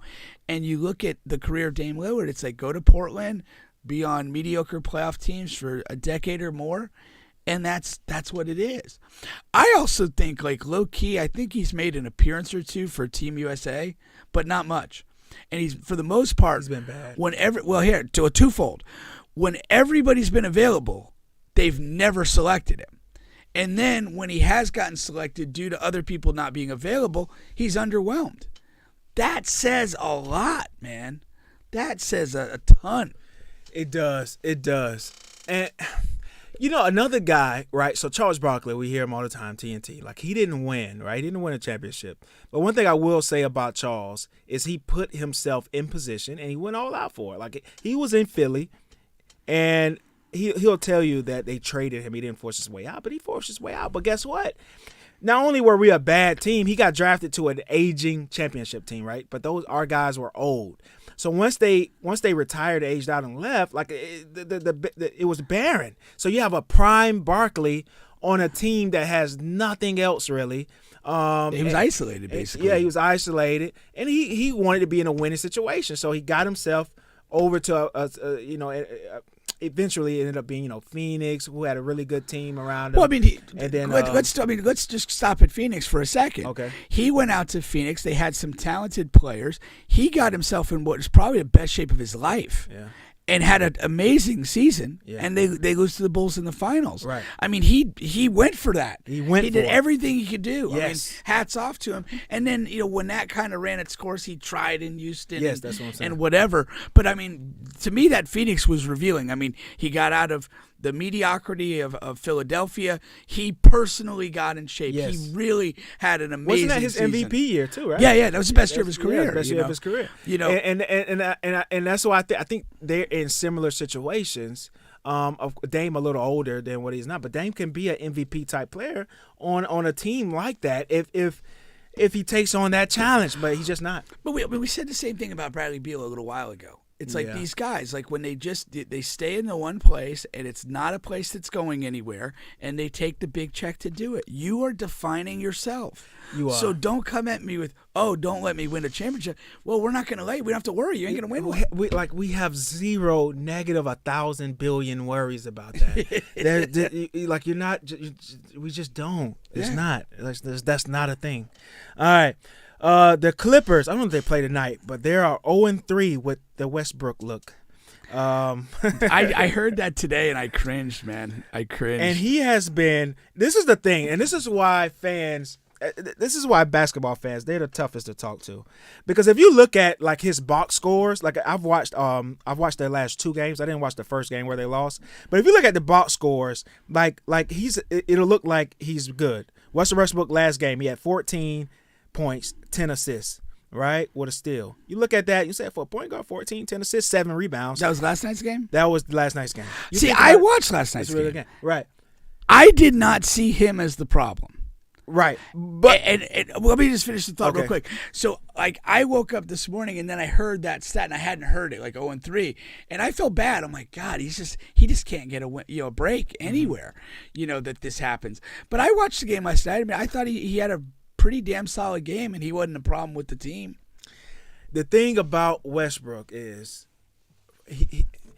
not only is it his turnovers, but it's the way that he impacts the when he's on the floor, his lack of shooting, and his lack of knowing the pace of the game. Like he only plays the game at one speed. And that really hurts the team in crunch time in fourth quarter minutes. He's the second worst fourth quarter player in the entire NBA this season, but that's tied and that has the Lakers stats in there as well. Yeah, take that with what you want, but like it's not a coincidence. That's my thing. And I was the first to say I thought that it could work with the Clippers because they do need a floor general, a point guard on their team. They've been trotting out Paul George and Terrence Mann as the point guard for that team. They needed a guy who can be like that, but he's a guy. He's tough to win with as a point guard because he's really he doesn't see the floor well. I don't think, man, and he makes bad decisions. I think his turnovers are just crazy. He thrives at a high pace, and he struggles when it's not high pace. Yeah, he's kind of a one-trick pony. And I think that's the problem. That's the biggest issue. And Kawhi Leonard he's a half-court guy. Well, the problem you have a bunch of old fucking geezers. Yeah. I mean, you do. I mean, Kawhi does not want to run. No. He gave up running when he left. He did. Yeah. Like, he plods around the court. Kawhi, again, another guy, great player. I hate him. I don't like watching him at all. Yeah. He's just kind of like a big, plodding bully. It's not fun to watch. Yeah. Like, I mean, he's very never dynamic in transition, never makes entertaining, engaging passes, never moves off the ball. No. Like, he's boring as tears as a basketball player. Yeah. And the reality is, some guys are just good enough that they don't have to be entertaining to be successful. And he's that. But when you pair him with Westbrook, he's not running a lane. He is such a deadpan character. Like, he's not going to vibe with anybody. Yeah. It's just not who he is. Right. Yeah, this is not to discredit his contributions to the Spurs, but like the Spurs it was a little bit like KD in a perverse way. The Spurs had a culture, they had a vibe, they had all this stuff, and he just got to be himself in that bigger cultural structure. He goes to Toronto. He was essentially a hired assassin for a season. Yeah, it was a similar thing. They already had a built-in culture. Yeah, but he was just literally a hired assassin. And, Yeah. and I mean, he was virtually unstoppable. But I will say, I mean, with the Warriors' injuries changed the series, and I put an asterisk on that. But I mean, like just individually, he was unstoppable in the playoffs. You know, did what he needed to do. Always seemed to hit the big shot. Always seemed to make the big play. But since then, he's just been this plodding, injury-prone guy, you know, that puts up stats, but in a lot of ways, they're empty stats. He's not a two-way terror. No, not anymore. No, not at all. But before his injuries, there was a time where Kawhi was really you really could make an argument he was the best player in the league. That only lasted a year or two before all these injuries. But I mean, he was special on the defensive end. Well, never forget. I mean, when he goes to the Clippers and LeBron goes to the Lakers, like, who is going to be the first person to win a third title with a third team? Yeah. Like, that's where we were. That's where we were. He was right there. Yeah. And if the Clippers had somehow gotten it done, like, what do we? I mean, it doesn't diminish LeBron to any crazy degree, but it certainly would have elevated him to a whole different place. No, for sure. You know, That's for sure. but it didn't happen, and you know, and Paul George is just kind of a dude. I do not like the Clippers. I don't like them with Westbrook, but I didn't like them before. They're just a miserable team to watch. Hold on, let's see here before we go. I want to talk about. Kobe says Westbrook has zero basketball common sense. The decision-making process for that elite athlete is mind-blowing. Only person better at robbing the bank than Floyd is Kawhi. That's kind of true. And somehow, I don't know. You could put the guy we were talking about with Washington, Bradley Beal. Yeah. Well, but I mean, Kawhi like plays, doesn't play. It's just been like it's a joke, man. Yeah, it is a joke. It is. Yeah. I think lowly of him the way he departed from the Spurs. Oh yeah. Basically yeah. sat out with his yeah. thing. And Tony was coming. Yeah. I really hate the fact, in hindsight, I hate the fact that he won in Toronto. Yeah. Because we can't. It vindicated. At the end of the day, we can't take that away from him. Yeah. But it was a year removed from him, in my estimation, jumping the shark. Yeah. Because when he was like a two-way terror, this young rising guy, and seemed to be like low maintenance. And then the fallout with the Spurs was ugly and stupid. And then he goes there and he actually won. That was a joke. Yeah. Because basically he's just gone back to being a play when I want prima donna the whole time in the Clippers. I wonder, does he think he would play less without the load managing than he already does? Because where is the load managing really helping him? Because he's already missing a ton of games. I mean, yeah. No, I'm hurt. My thought on load management. I get it in limited circumstances with guys that are like rehabbing from injuries, like a Clay. I got it for like an aging Tim Duncan. But my thought on athletics is that you condition yourself to do a certain thing, a certain rhythm, a certain routine, and when you load manage without a genuine purpose to do that, you throw off that equilibrium and you become more susceptible to injury. If you're a football player, you prep, you enter training camp, and you're conditioned to compete for 16 or 17 weeks. You know what I thought was on the load management thing? Yeah. Damian Lillard played in the All-Star game. He was taking all these bomb threes that I told you I liked in the All-Star game. The first game out of the All-Star game, load manage, rest. Yeah. That's what it said on it. They said rest. Yeah. Out of the All-Star break. Yeah. They're in the 10th, 11th seed trying to make the play-in. Right. In the first game out of the All-Star. Yeah, you can't do it. And they lose by 15, 20 points. Yeah. I mean, It's gotten to the point. That was crazy to me. But it has gotten to the point that it is literally a joke. That's a joke, though. But he's not the only guy. He's not the only guy. I mean, but coming out of the All-Star break, that highlights it. That highlights how pathetic it is. It is. That's a real joke. But I mean, it's widespread, man. It is. No, it is. Dude's just. I mean, it's just, and you see it. Like, I mean, it just trickles down, and like you get guys showing up to AAU games and high school, and they're not playing, no clear injury. You go to a gym and there's young kids there that act like, they're in the gym, they act like they don't want to play a game. Like, what the fuck is going on? Like, seriously, I think it's pathetic. I mean, I wake up ready to play, and that's all I would want to do that day, and that's it. Like, I get a chance to compete at something. And I don't understand how you could be an elite competitor, show up and watch the team play without you playing. Right. Like, what is that all about? No, seriously, man. I mean, if I walk through a park and two people are throwing a football, I have to fight the urge to put my hands up and call for the ball just because I want to get a couple throws in. Yeah. And I don't care if they're 6 years old or they're 25 years. I don't care. Hey, ball, let's go. I mean, that's how I'm wired. We were at the baby shower. You did that. Yes, absolutely. I was ready to go. We had a baby shower. There's freaking 5-year-olds running around. Yeah. I want to play. I mean, that's just the way it is. Yeah. I mean, I'd rather do that than damn near any other activity. Yeah. Throw a football, shoot a basketball. It's not a fulfilling time for me to just sit there and not do something. All right. I don't get it. And again, not to revive the annoying GOAT debate, but the reality, like Michael Jordan's stretch with the second three-peat of the Bulls, where I don't think he missed a game. Mm-hmm. The more removed we get from that seems absurd. Yeah. I mean, but again, there was that internal drive and just that insatiable competitiveness that I'm playing. There's a game. I'm here. I'm counted for. And the more we get into this load management crap, the greater respect I have for people that just show up and play. Yeah. I mean, that's why Anthony Edwards, he got, made the comments he made the other day. And it's just if I could be a bigger fan of the guy, it's hard. He's dropping movies, playing every game. What do you want?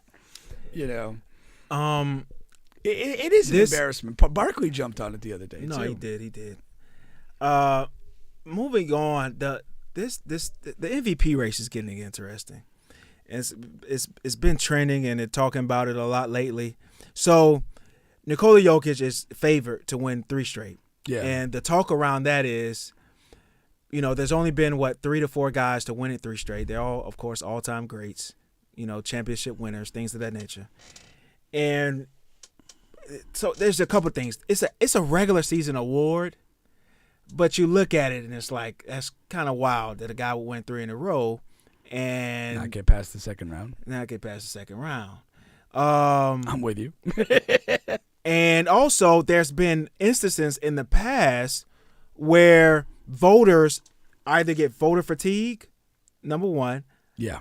Or, for example, we were just talking about Barkley. Well, Jordan had an MVP year that year as well. Yeah. But because Barkley was new, it was a new situation, the storyline, XYZ. Yeah, for sure. Barkley got it. That instance has been like that with Nash. And it just goes on and on and on and on with instances like that in the NBA. But it seems like that won't stop Jokic this year from getting it. So the question is now, I guess, should he? And and Jokic, I not that I had to come around. I know what Jokic is. Jokic is a really great offensive player, probably the best passing big man that we've ever seen. Definitely up there. I don't know. First of all, I don't like his. He doesn't show. Is it grit? Is it competitive nature? Like he doesn't show that to me. Like when he plays the other bigs of the teams, he doesn't show that. They remember the one game I was telling you, he sat out against Greek Freak the one time. Yeah. And the other time he's very nonchalant against Embiid. Embiid is passionate. He's Yeah. Jokic nonchalant. The series against Anthony Davis. Anthony Davis severely outplayed him in the playoffs. I think you're onto something significant there, and I think that he's a supremely skilled player. Yeah. But he's largely a one-way player, not a two-way player. Right. And, we do have viable guys that are doing more two ways than he does, 1.5 ways. Yeah. And so I think we're undervaluing that. And I do think, like, his temperament, and I don't like Eastern Europe. I just don't. But, it's a different mentality. And, he does not emote in a way that we would want to see. And it doesn't feel, and this kind of corresponds with his matchups against what you would figure to be natural rivals positionally, but also it equates to the playoffs. Where is the extra gear? Yeah. Where is that extra I think gear? he has one gear. Yeah. I don't see him take it up a notch, and to his credit, it's rare that you see him take it down a notch unless it's just a naturally bad game that everyone has. Yeah. But he just has that one gear, and it's an awesome gear. There's thousands of players that wish they had that. They can reach that. Right. But it's only one. And I see other great players able to take it up a notch, like Giannis, who, if I'm being honest with myself, and because games, like your record matters, right? So of course I'm an Embiid guy, but Giannis, the Bucks are the number one team in the East now, and the Eastern Conference has been. They're over Boston now? Yeah, they're over Boston now, and they just recently beat Boston as well. And but the East has been the stronger conference all year. Okay, they essentially have the same record, but Milwaukee is like a game over Denver. Okay, because think about it. Look at the West. Memphis is the number 2 seed in the West. But if you ask any basketball person that watches basketball, they'll tell you Memphis has been a disappointment this year. Yeah, and that's the number 2 seed. Yeah. After that, you have Sacramento. Who believes in them? Phoenix just got KD, but before that, Phoenix was. I looked at them. I would have thought they would have been 9th, 8th. Well, Phoenix. Phoenix. You got. For the prior 2 years, right? They were right at the top of the West, right? And great seasons, made the finals, all that stuff. So what they've been this year has been a disappointment. Has been a clear step back. Clippers, Golden State, all of those guys, injuries, Minnesota, Utah. So load management. Load management, injuries. And here's the thing, like Giannis has probably missed more games this year than he ever has. Yeah. He's had a bunch of different things. So I think that hurts. And if I look at this, I'm not happy to give this guy a third MVP because there's a certain significance to that. It is. That puts you in this weird stratosphere that I'll never put Jokic, right? And no matter how good he is, in. But the damn problem is this. He plays almost every night. He puts up consistent numbers. There's no bad games. And then his team is at the top of his conference by a couple of games. So what do you knock him for? There's just not a lot there, and you kind of look at it. Well, yeah, and then crap. Giannis hadn't played as many games and whatever, and until recently they weren't at the top. Tatum's been a nice narrative storyline. He's been clutch. He's been consistently great for Boston, but I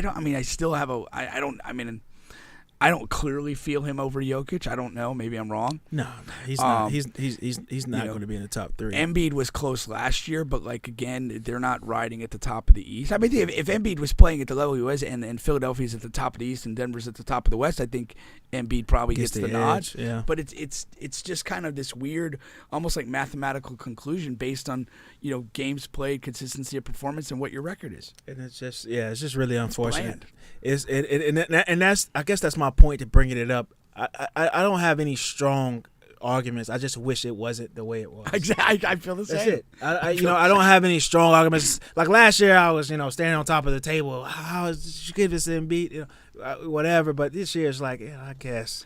But this is the year I could see him winning. I just think they shouldn't have gave it to him in a year where it was clearly even. And because this is what's going to happen, right? I think because we play Denver again, right? So last year it was even.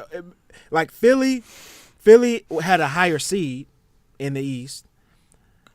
Jokic's stats were better, even though Embiid led the league in scoring again last year. I think the difference making was head to head. Yeah, Jokic won, and one game they were even. The other game Jokic outplayed Embiid. They played twice last year. I think this year, Embiid is going to outperform him twice. but it's going to be the opposite. Denver's going to have a better record, better seed, and then also to add to that, Jokic is averaging a triple-double this year, where last year he didn't. So yeah, I agree with you. I think they're going to give the nod to Jokic. I just wish it wasn't that way, and I don't have any strong arguments. Well, our to say preseason otherwise. guy was Luka. Yeah, but they haven't had the great record. No, you know they've just kind of he has around. the stats, but they don't have the record, Yeah. and his impact has been minimal compared to last year. Yeah. Just to be honest on that front, and and they're 1-4 since the Kyrie. Trade and playing together. Yeah, they won an extra game when Luka was out, but yeah, that's a little weird there for sure. So we'll see. That is a narrative.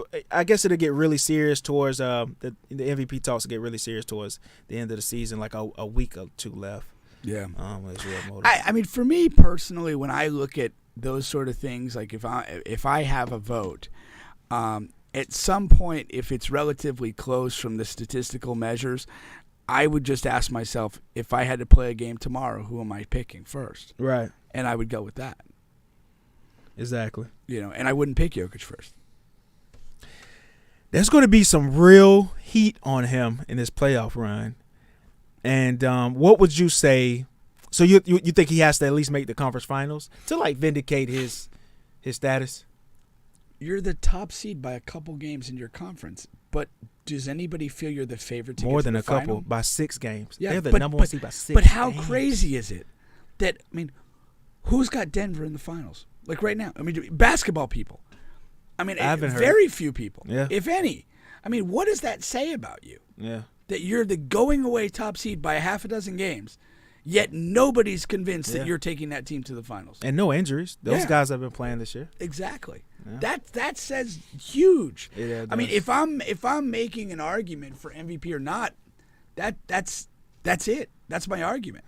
Yeah. This guy's a half a dozen games up in the West, and nobody thinks his team's going to go to the finals with him. Yeah. Good luck. Good luck. Yeah. No, seriously, man. Yeah. Seriously. They might not even be a strong favorite in the first round, depending on who they play. Depending on who they play. Because I'll tell you what, if they mess around and get, say for example, New Orleans with Zion back, that'd be interesting, man. What if they get the Warriors with Steph? They beat them last year. The Warriors are only technically they're in the 6th spot, but they're only a game ahead of Minnesota. Yeah, they're only one game ahead of Minnesota, who's in the 8th. That's it. Yeah, but so that can happen. But there's an absolute blanket from I think 5 or 6 to like 12. Yeah, there's I think it's maybe a 3-game margin. Yeah, so anything anything can happen. We're about 19 or 20 to play. Yeah. That could flip flop all day. If I'm I'm kind of a Warriors guy, and so I'm like, man, let's string together some results, stay 6 or higher, so you stay out of the play-in drama, and see what happens. But there's a part of you that okay, you're in the 6. Now you're playing this Kevin Durant Phoenix team or somebody like that. I'd rather roll the dice with the Nuggets. Yeah, seriously. Yeah, as far as that goes, I would, man. Yeah. All right. Let's see here. Talking about playoff matchups, what do you think of this Cleveland team here? For me, one thing about Cleveland right now, they would face us in the first round. Philly Cleveland matchup that could very well stay the same because they're 2+ games behind us, and we're 4 games back from Boston and number 2. Okay. So the 3-4, that's probably a lock. Yeah. The one thing about Cleveland is I'm not as big on their bigs as everyone else. Mobley and Jarrett, they're not as good to me as everybody thinks they are. Because first of all, they're defensive guys. They're defense first guys. And all the good bigs have their way with them. And I mean dominant. Well, they're not Allen to me is a defense first hustle big. It's not physical. Right. So when he plays an Embiid or whatever, he's decidedly overmatched and he has a problem. But he is being an activity guy, a rebounder, rotating, guard and pick and rolls. He's nice at all that stuff. But it's defense first guy.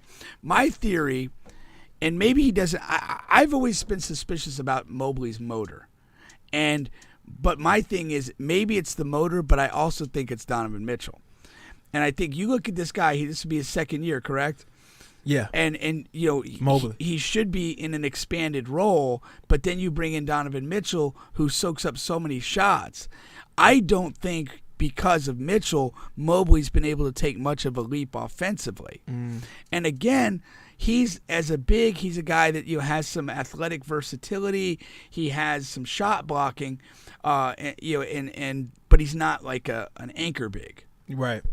And so I agree with you. I think that it's a team that can be exploited by a player like Embiid, by a player like Giannis, who's just going to force of nature attack. And I do think that they're essentially relying on guard play for offense. Yeah. But I don't like their guards over certain other guards. No, I don't. But that's what it's going to come down to. It's going to come down to their guard play. For sure. And it's a team, too, that they don't have a lot of playoff chops. No, they're a young team. Yeah. But, I mean, the Sixers, we have been known to implode in those type of situations. I was trying to look up Evan Mobley, his rookie year, just to see the difference. So, his rookie season, he averaged 15 and 8. Okay. This year, he's averaging 16 and 8. Yeah. And it's supposed to be an expanded role. But I think you bring in Mitchell, and Mitchell takes a lot of shots. He does a lot offensively. It's basically, to me, again, I don't know how much you put on Mobley. His field goal attempts went down. Yeah. I don't necessarily put it on Mobley so much because no. The type of player he's not like a ball centric guy. Right. And so, but his touches have been affected, and that's going to put a box on him offensively. Yeah, it is. No, it definitely is. Alrighty here. Let's see here before we sign off here. That's almost all I had for today here. Once again, you guys are on the bench podcast with Bubba and Pink, home of sports, music, and mayhem. There was an NFL story outside of Aaron Rodgers here. What was it? Hold on, I'm looking it up here. You know what was interesting too with the Shady McCoy, Eric Bieniemy? Did you see that? Yeah. That exchange? Yeah. That was interesting. I've watched that show that Shady McCoy's on. Like I forget the channel it's on. Fox Sports. He says some stuff that's not wrong, but I think he has just a very dismissiveness about the way he delivers his content. Yeah. And I don't necessarily like it. That's the thing. I think because Shady, he came over to Kansas City. He played that 1 year, the Super Bowl year. And we made him inactive for the Super Bowl game, right? Yeah. And because he had some fumbling issues early on in the playoffs. And, of course, him being a running back, I'm certain Eric Bieniemy, it probably was his decision. For sure. to sit him down. So he's upset about that. But my thing, and like you said, I think he said I think it was half truth, half vengeance. Yeah. Well, what I was saying about him was broader to just all of his takes. Oh, all of his takes. Yeah. Okay, I think he's just kind of a dismissive guy. Oh, okay. I don't think it's like a lot of deep stuff, but I mean, sometimes he nails it on the head. Yeah. But it's specific to the Bieniemy stuff. I think is 100% right that he goes there at the tail end of the career. Probably expected bigger.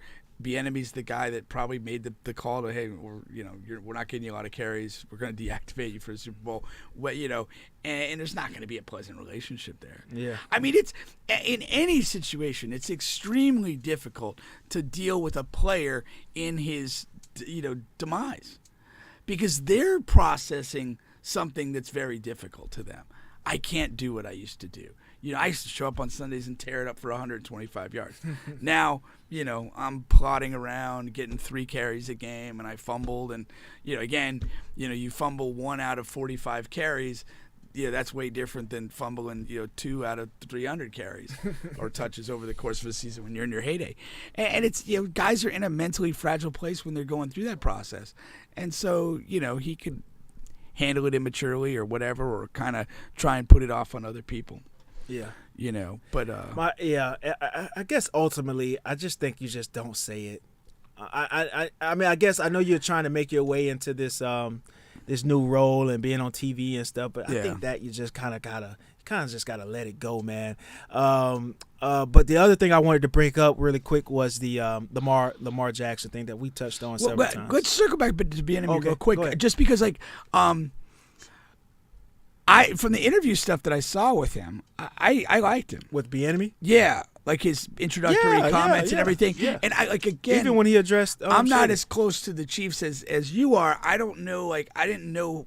I haven't seen much interviews of him. Yeah. And so that was kind of about as much as I've heard directly from him. Yeah. And I liked what I saw. Seemed like a guy that would do well in interviews. Yeah, yeah. And we talked about that last week, but I was we have no idea. Okay, yeah. I didn't. See that was the first time odd. I've heard him talk like in that extended amount of time, addressing different comments about the team and about other comments made about him. That's the first time I ever heard him talk extensively about that. Yeah. Usually it's just something really quick on a mic or something.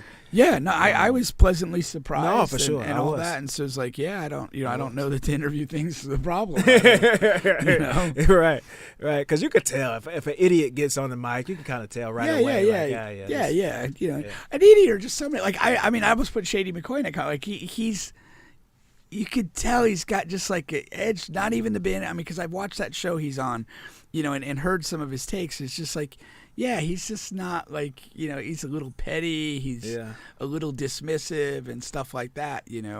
I'm not a huge fan of him as a commentator or whatever. Yeah. But so I was glad he kind of got some heat for what he said. No, for sure. But you're saying on Lamar though. No, it's just the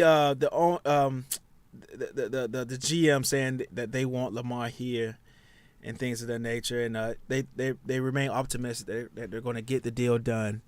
Another one of those things where it's like, well, if you want Lamar here and if you think it's going to get done, are you going to? Why isn't it done? Yeah, why isn't it done? Are you going to pay him what he's standing firm on or not? I mean, it's kind of what it's going to come down to. Yeah, I mean. I'm not a good negotiator. Yeah. I'm just not. But, if you are a negotiator, that sort of stuff's actually a part of the game, and it's important. Yeah. And it's like, you kind of send these messages and try to position things that you a guy's got to, you try to – both are trying to back each other into a corner in some way. It's like, hey, do you want to lose your face of your franchise, a well-beloved guy? Or, like we said, hey, we weren't absolutely terrible without you, and we could spend money in other parts of the roster. And just because Cleveland made a crazy decision, we're not going to make one. There's all that stuff, and so. Yeah, because I was doing some reading, and of course, there's a couple of different types of franchise tags. And so there's one called the exclusive franchise tag, to where Lamar could actually, and this is what's dangerous. I was told that was like one of the more favorable franchise tags, but I don't think Baltimore wants to employ that because Lamar would be able to talk to the other teams, right, and get offers, and while playing next season under that tag. Right. Well, like if they was to do that at the time you have to do it as in the off season. Right, you have to do that tag in the offseason, and so he'll be able to talk to all the other teams, and they will be able to offer him a deal or whatever. Okay. And so it's almost like basketball, like NBA, like where they'll be able to match that. Okay. Or let him go, and but in this quarterback starved, whatever league. Somebody probably would offer him the Deshaun Watson type. If deal. Somebody offered Deshaun that, somebody they damn will. sure would offer Lamar, Lamar that. That's the thing. Yeah. I mean, so that's a little dangerous. I mean, Lamar's cool. Yeah. Like if you sign Lamar, there's an instant buzz about your team. Like people like him. Yeah. And he's a great performer as well. But you're gonna have a guy that's gonna you're gonna win on the marketing end. You're gonna sell a bunch of whatever Miami Dolphin 8 shirts if that's the way things go. Yeah. So signing him and I do like again, which makes the damn Cleveland deal all that much more. Yeah, I mean. Deshaun Watson was like essentially a tainted personality when he signed with Cleveland. He's been through a year and a half of scandal and nonsense, and the cloud's still not completely over. And again, he hadn't played in so long. It's like, well, how good is he? Well, Lamar again injured this year, but he showed enough early that he's Lamar, and we know what that is. Yeah, he had an MVP and so it's start like, to the season. I mean, whoever signs him, there's definitely going to be somebody out there to roll up the Brinks truck and offer something crazy. The Browns, if Deshaun doesn't come out and play like much better next year, the Browns are screwed, man. Oh, for sure. It's nothing they could do. Yeah. But they're just screwed, and that's what bad franchises, they have that kind of luck. They have a way of screwing themselves. They're better than the Rose. Better than the Rose. Jesus. I've been working on Yak Attack pretty heavy lately, man. Oh yeah. Yeah, I've been working on it heavy. One of the issues was the main guy that I wanted to use to play Kodak or whatever. Yeah. He was a younger guy. His family won't let him do it. Really? He reached back out to me. Yeah, they won't let him do that type of content. And I had actually went into the script and took like the curse words out, if there were any sexually related, verbiage in there. I took that out, and they still wouldn't let him do it. But even then, can't sacrifice the art, Bubba. I was still like, on the search for a voice, even with him, because, you just want to have a backup just in case shit happens. Because I hope this is going to be as big as I'm thinking so, and so I had to go on the prowl, man. But I've been on the look for a long time, and so I think I found a guy at Jolly's show. A younger comedian. So I'm going to give him a shot. I have a couple other guys, but it's coming together good, man. Good. The script is coming together good. I like it. So yeah, we'll definitely see about that. But that'll do it for today's show. We are out. We'll be back next week. Be back next week. Sports, music, and mayhem. Later. All right.